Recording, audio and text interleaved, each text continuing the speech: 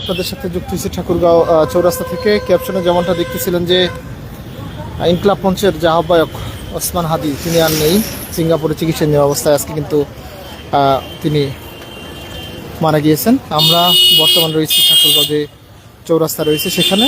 আমরা যতটুকু জানতে পেরেছি ঠাকুরগাঁও যে এনসিপির যারা রয়েছে তারা একটি এখান থেকে মূলত হাদির মৃত্যুর পর প্রতিবাদ এবং বিক্ষোভ মিছিল বের হবে। আমরা দেখতেছি তাদের কয়েকজন এখানে এসেছেও। আজকে যদি খুব মর্মাহত সারা বাংলাদেশেই যে দৃশ্য, বা আমরা যদি বলি সবাই যার জন্য গত কয়েকদিন ধরে দোয়া করতেছিলেন তিনি আর নেই, একেবারে মর্মাহত আমরা যারা এই তরুণ একজন বাংলাদেশি প্রেমিক যদি বলি হাদিকে হারিয়েছি। আপনারাও জানেন বিষয়টা, যদি একটু বলেন যে আজকে তিনি মারা গেছেন সিঙ্গাপুর চিকিৎসা অবস্থায়। আপনাদের আসলে দেখেন, গত 11 তারিখে প্রধান নির্বাচন কমিশনার নির্বাচনের তফসিল ঘোষণা করেছে। এরপরেই 24 ঘন্টা পেরোতে না পেরোতেই অলরেডি মিশন কিলিং শুরু হয়ে গেছে। সেখানে আমরা দেখতে পেয়েছি যে 24 ঘন্টা না পেরোতেই ভারতীয় আধিপত্যের বিষয়ে যে সবসময় বলিষ্ঠ কণ্ঠস্বর ওসমান শরীফ হাদি ভাই, তাকে গুলি করা হয়েছে। আমরা দেখেছি ইভেন এখানে ভারতীয় আধিপত্য বিস্তারের কারণে এর পূর্বে আবরার বাহাদ আমরা অনেকজনকে দেখেছি হত্যা করা হয়েছে। সেরকম আমাদের বলিষ্ঠ কণ্ঠস্বর ছিল ওসমান হাদি ভাই। আজকে তার আসলে কি বলবো, যে খুবই খারাপ লাগছে, বলার মতো কোনো আসলে পাচ্ছি না। তারপরে বলতে হয় যে ওসমান হাদি ভাই আর নেই। একজন হাদি ভাই শহীদ হয়েছে তো কী হয়েছে, আজকে সারা বাংলাদেশে আমাদের লাখো হাদি ভাই রাস্তায় নেমে পড়েছে। ভারতের আধিপত্যের বিষয়ে আমাদের এই কণ্ঠ অলওয়েজ সর্বদাই বলিষ্ঠ থাকবে। বাংলাদেশে আর কোনো হাদি যাতে না মরে, ইভেন বাংলাদেশে যাতে কোনো ভারতের আধিপত্য আর না থাকে, এর বিরুদ্ধে আমরা সবসময় আমরা সচেষ্ট ছিলাম। ইনশাল্লাহ আগামীতে আমরা সচেষ্ট থাকব। তাই আমি সকল জুলাই যোদ্ধা এবং বাংলাদেশ প্রেমী ভাইদের বলছি, আপনারা সবাই মাঠে নেমে পড়ুন। এটাই আমাদের উপযুক্ত সময় অন্যায়কে রুখে দেওয়ার জন্য। আজকে যদি আমরা হেরে যাই তাহলে বাংলাদেশ হেরে যাবে। আগামী 100 বছরে বাংলাদেশের কোনো পরিবর্তন হবে না। আজকে যদি আমরা হেরে যাই আগামী 100 বছরের জন্য বাংলাদেশ পিছিয়ে যাবে। আর এরকম কেউ হাদির মতো মাঠে নামবে না এই বাংলাদেশকে বাঁচানোর জন্য। তাই সকলের প্রতি আকুল আবেদন, আপনারা সবাই মাঠে নেমে পড়ুন। আমরা আর কত ওসমান হাদি ভাইকে জান দিতে দেখব? 24-এ 2000 মানুষ জান দিয়েছে শুধুমাত্র ভারতীয় আধিপত্য থেকে বাংলাদেশকে মুক্ত করার জন্য, ফ্যাসিবাদকে বিলোপ করার জন্য। পর্যায়ক্রমে আজকে দেখেন আওয়ামী লীগের কিছু কুত্তার কারণে আজকে দেখেন এনসিপির এক নেত্রী আত্মহনন করতে বাধ্য হয়েছে। তাকে এত নোংরাভাবে বুলিং করা হয়েছে। আসলে এটা আত্মহনন না, এটাকে আমি বলবো যে এক প্রকার হত্যা। তাই সকলে বলা যায় ভারতীয় আধিপত্যের বিরুদ্ধে যেই দাঁড়াচ্ছে তাকে বিভিন্নভাবে ব্লেম হোক বা যাকে যেভাবে হত্যা করা যায় সেভাবে করার চেষ্টা করতেছে কিনা তারা। ভারতীয় সবসময় চেষ্টা করেছিল যে বাংলাদেশে যে কোনো মূল্যে হোক তাদেরকে অঙ্গরাজ্য বানানোর জন্য। আর আপনি গত 16ই ডিসেম্বর দেখেছেন ভারতীয় প্রধানমন্ত্রী নরেন্দ্র মোদী বলেছে এই বিজয় বাংলাদেশের বিজয় নয়।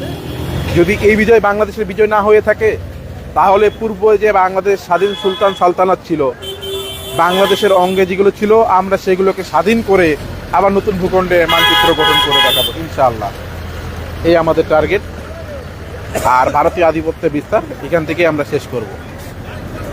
আপনারা কিছুক্ষণের মধ্যে বিক্ষোভ মিছিল বের করার কথা রয়েছে, যদি এটা একটু বলেন। জি, আমরা খুব শীঘ্রই বিক্ষোভ মিছিল বের করব। ইভেন কি আমাদের যারা জুলাই যোদ্ধারা আছেন, ইভেন যারা বাংলাদেশ প্রেমী ভাইরা আছেন, তারা খুব শীঘ্রই মাঠে আসছে। আমরা চৌরাস্তা থেকে আমাদের আজকের কর্মসূচি ঘোষণা দেব। হাদি খুনিকে অবিলম্বে গ্রেপ্তার না করা পর্যন্ত, বাংলাদেশের মাটি থেকে আওয়ামী লীগের চিহ্ন নিশ্চিহ্ন না করা পর্যন্ত আমাদের অবস্থান কর্মসূচি মাঠের মধ্যে থাকবে।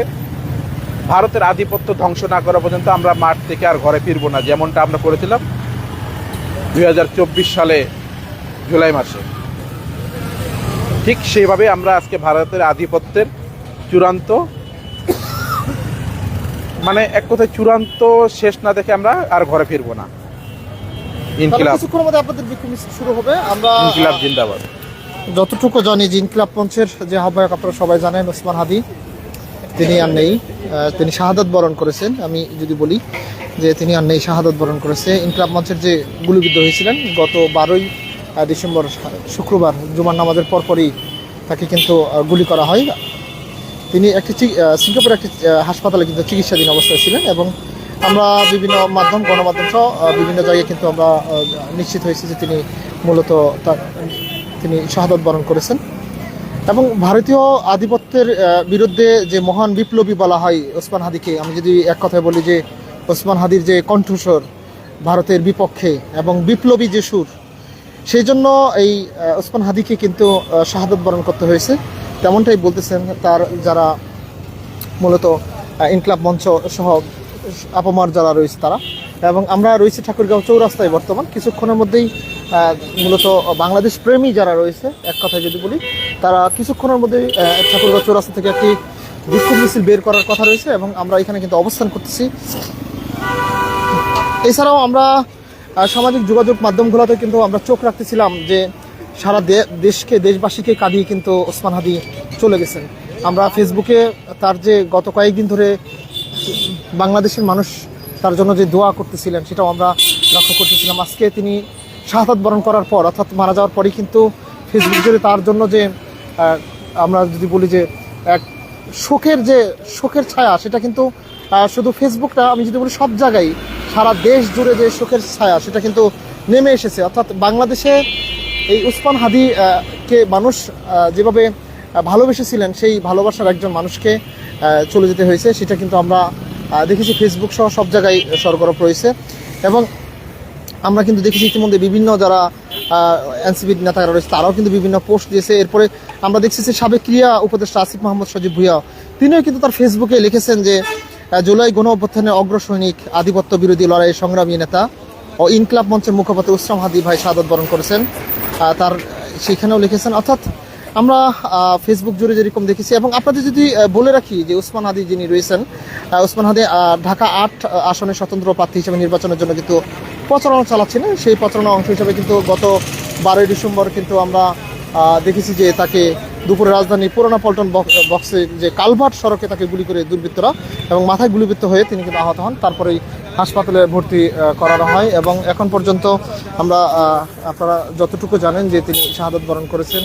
এবং আমরা রয়েছি ঠাকুরগাঁও চৌরাস্তায় এবং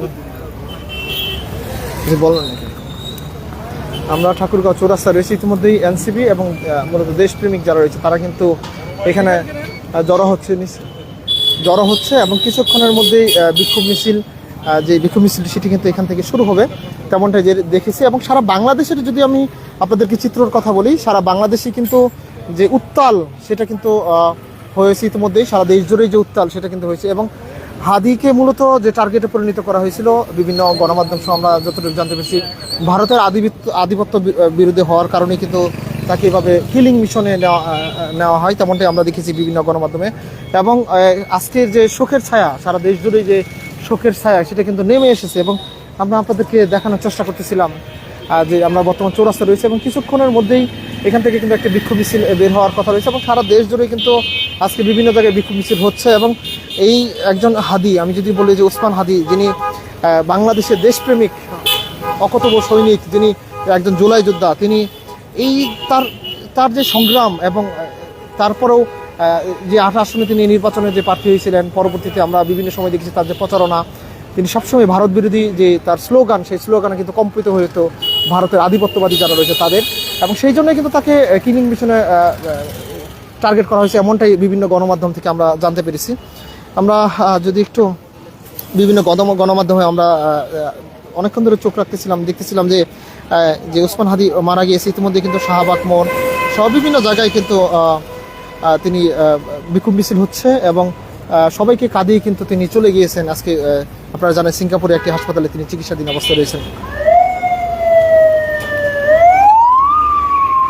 আমরা এখন পর্যন্ত দেখতেছি যে এখানে মূলত যারা এনসিপি সহ দেশপ্রেমিক যারা রয়েছে তারা কিন্তু এখানে জড়ো হচ্ছে এবং মূলত উত্তাল হয়ে উঠেছে সারা বাংলাদেশ। তারও ব্যতিক্রম হয়নি ঠাকুরগাঁও চৌরাস্তায় আমরা রয়েছি। কিছুক্ষণের মধ্যেই কিন্তু এইখানেও মূলত একটি বিক্ষোভ মিছিল হওয়ার কথা রয়েছে এবং আমরা সেটাও আপনাদেরকে সরাসরি দেখানোর চেষ্টা করব।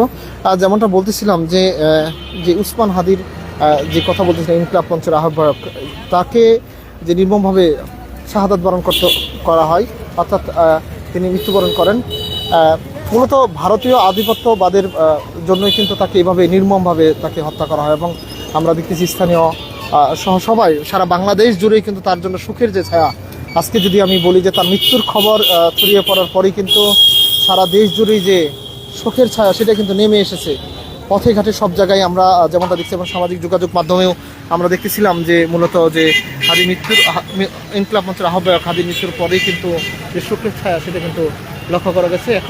আমরা এখন পর্যন্ত রয়েছি ঠাকুরগাঁও যে চৌরাস্তা সেখানে, এবং আপনাদেরকে দেখানোর চেষ্টা করতেছিলাম যে এখানে কিছুক্ষণের মধ্যেই বিক্ষোভ মিছিল যেটি সেটি কিন্তু হবে। আমরা সেখান থেকে হয়েছি, মূলত আমরা এখান থেকে যুক্ত হয়েছি এবং এই সংগ্রামে একজন মহানায়ক তিনি কিন্তু চলে গিয়েছেন।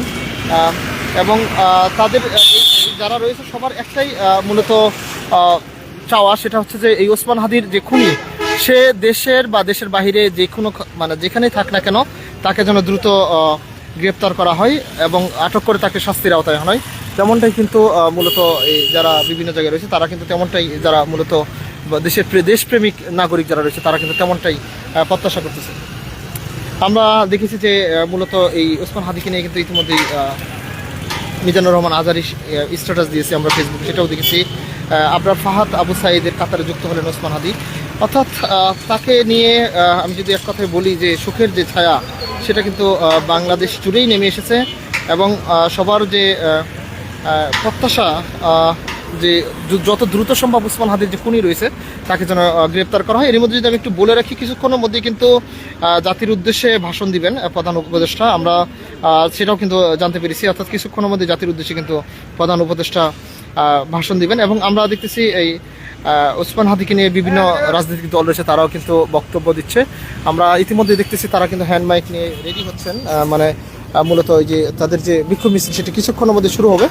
আমরা রয়েছি ঠাকুরগাঁও চৌরাস্তায় এবং এখানে মূলত যারা দেশপ্রেমিক রয়েছেন তারা সবাই যুক্ত হওয়ার আহ্বান জানিয়েছেন, এখানে যারা মূলত জুলাই যোদ্ধা সহ যারা রয়েছে তারা। এবং আমরা বর্তমান রয়েছে ঠাকুরগাঁও চৌরাস্তায় এবং বিভিন্ন পর্যায়ে যারা দেশপ্রেমিক নাগরিক সহ এনসিপি নেতাকর্মী, জুলাই যোদ্ধা সবাই কিন্তু এখানে জড়ো হচ্ছে, তেমনটা আমরা জানতে পেরেছি। মূলত তাদের সাথে কথা বলার পরে আমরা ঠাকুরগাঁও চৌরাস্তা থেকে আপনাদের সাথে যুক্ত হয়েছি। যেমনটা বলতেছিলাম, ওসমান হাদি শাহাদাত বরণ করেছেন। একজন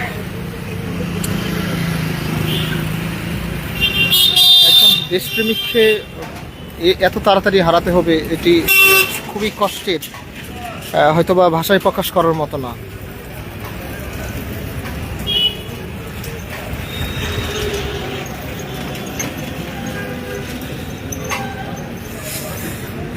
দর্শক, আমরা যুক্ত হয়েছি ঠাকুরগাঁও যে চৌরাস্তা রয়েছে সেখান থেকে, এবং কিছুক্ষণের মধ্যেই এখানে মূলত একটি বিক্ষোভ মিছিল হওয়ার কথা রয়েছে, আপনাদেরকে দেখাচ্ছিলাম, সেখানে যুক্ত হয়েছে। এবং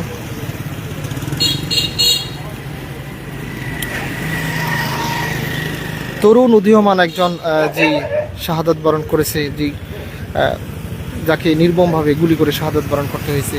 আপনারা জানেন যে ওসমান হাদি যেমন জুলাই যোদ্ধা এবং সন্ত্রাসীর যে গুলিতে তিনি আহত হয়েছেন। আমরা পরবর্তীতে আবারও আপনাদের সাথে যুক্ত হওয়ার চেষ্টা করব বিক্ষোভ মিছিল শুরু হওয়ার পরই। ওসমান হাদিকে হারানোর পরেই কিন্তু সারা বাংলাদেশ জুড়ে যেই, আমি যদি এক কথাই বলি যে সুখের ছায়া যে নেমে এসেছে, সেটা কিন্তু বিভিন্ন সামাজিক যোগাযোগ মাধ্যমে আপনারা যেমনটা দেখতেছিলেন, আমরাও বিভিন্ন মাধ্যমে দেখতেছিলাম। দেশপ্রেমিক অকুতোভয় একজন সৈনিক ছিলেন এই ওসমান হাদি। তিনি মূলত তার যে ফেসবুক রয়েছে ইনকলাব মঞ্চ, তারা কিন্তু রাত 9:46 তার ফেসবুক পেজে মূলত বক্তব্য, ইনকলাব মঞ্চ থেকে কিন্তু একটি ফেসবুক পোস্ট করা হয়, যেখানে উল্লেখ করা হয় ভারতীয় আধিপত্যের মোকাবেলায় মহান বিপ্লবী ওসমান হাদিকে আল্লাহ শহীদ হিসাবে কবুল করেছেন, শাহাদাত বরণ করেছেন। এবং এখন পর্যন্ত আমরা যেমনটা জানতে পেরেছি যে মূলত যারা ভারত বিরোধী বা ভারত বিপক্ষী তাদেরকেই এভাবে বিভিন্ন সময় যে বিভিন্ন হেনস্থা সহ, অর্থাৎ ভারত বিরোধী কেউ কিছু বললেই তাকেই নির্মমভাবে হত্যার শিকার হতে হয়েছে। আপনারা ইতিমধ্যে জানেন যে এর আগেও কিন্তু বুয়েটের আবরার ফাহাদকে কিন্তু হত্যা করা হয়। এই ভারত বিরোধী ফেসবুক পোস্ট করার কেন্দ্র করে। একইভাবে আপনার ফাহাতের পথ ধরেই কিন্তু যে উসমান হাদি রয়েছে তাকেও কিন্তু এভাবেই কিন্তু শাহাদাত বরণ করতে হয়েছে। আপনারা একটু তথ্য দিয়ে রাখি যে উসমান হাদি গত 12ই ডিসেম্বর কিন্তু গুলিবিদ্ধ হয়েছিলেন। তারপরে কিন্তু তাকে ঢাকা মেডিকেল কলেজ হাসপাতালে নেওয়ার পর বিভিন্ন জায়গায় চিকিৎসাধীন, সর্বশেষ সিঙ্গাপুরে নেওয়া হয়। আমরা ঠাকুরগাঁও চৌরাস্তা থেকে আপনাদের সাথে যুক্ত হয়েছি। কিছুক্ষণের মধ্যেই বিক্ষোভ মিছিল শুরু হওয়ার কথা রয়েছে। আপনাদেরকে আবারও যুক্ত করব বিক্ষোভ মিছিল থেকে সরাসরি। যারা এতক্ষণ যুক্ত ছিলেন সবাইকে অসংখ্য ধন্যবাদ।